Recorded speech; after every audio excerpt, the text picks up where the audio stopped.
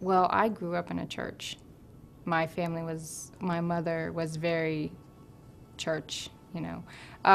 Every Sunday morning we went to church, every Wednesday night we went to church, but I really didn't get much out of it. So as a teenager, I got into gang and violence and drugs and alcohol, and I was just a mess. And throughout that time, I always turned back to God because I knew He was there.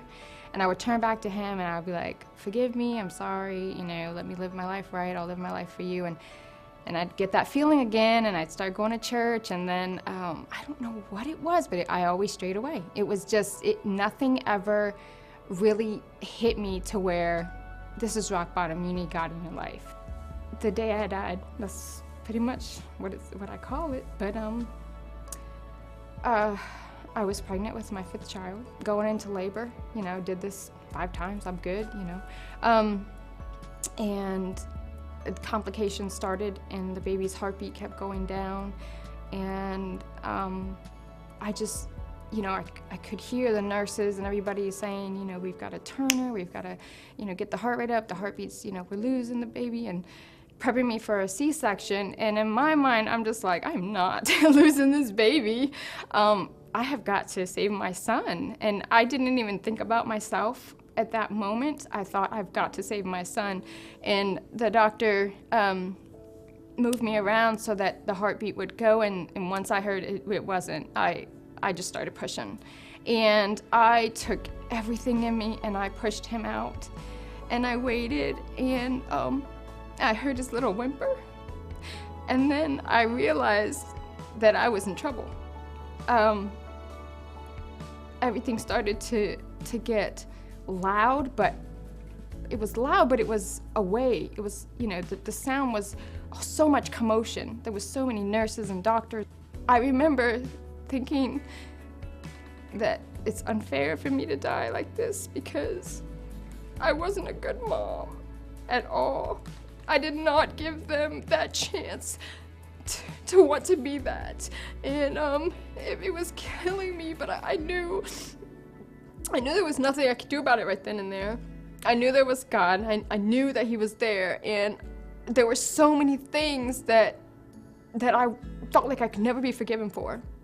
That who am I to beg for my life? But I did. I just begged God in my head, in my heart, and I said, please, just forgive me for not taking care of your children that you gave me, and forgive me for not being the best sister and the best daughter, and forgive me for just always using you, knowing that you're there, and just please don't let me die. Don't let me die like this. And I was terrified to meet God, knowing that you have not been living your life right for Christ, and now here you are going to meet Him. And what are the people behind gonna remember you, you know? And I with my last breath and my last energy, I just begged God, please don't take me from my kids, and I will live my life for you. I swear, God. And I closed my eyes, and I didn't know what was gonna happen. And by the grace of God, I woke up. I woke up and I got to see my son 3 days later. And that was the most amazing gift from God that I actually felt. You know, it's hard to say, I'm gonna completely live for you, God. I'm gonna change my life 100%. I'm gonna do it right now. I got overwhelmed. But the thing I started doing is I started listening to Joy FM. I started coming to Harvest more. And I just started feeling better about situations that I had total loss of control of. There was things I had to let go of that were really, really hard. But in the long run, I don't need them. I have God. I have my family loves me again. I know they always love me, but you know, they're proud of me for the first time, I think.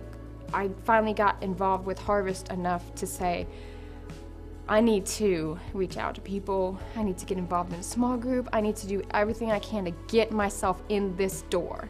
Because in here, it's not that it's the church and, you know, God's everywhere. But in here, you surround yourself with people who have that same hunger for God that you do.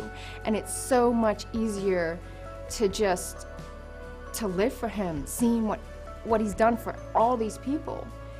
And the outside world is cruel. It can be cruel. And you have to be strong because the enemy is so powerful.